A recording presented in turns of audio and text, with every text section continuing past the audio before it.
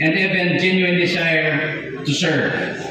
So ang babato ninyo kongregasyon, di lamang honor-honor, di lamang mga tawgon ka mga president, but also gina-require ka mo to serve and required to have a genuine desire to serve.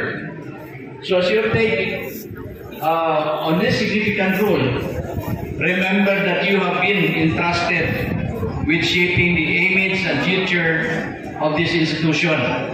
Ay bawal galing yung role, ang magalipit. Kamong itugruan kang pagsari nga mag-shape kang imahin kang futuro kang inyong school.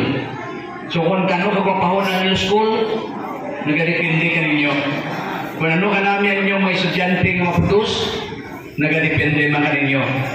So you are now ambassadors of the values that Patria National High School upholds: excellence in education, integrity, and commitment to nurturing students to become responsible and capable individuals.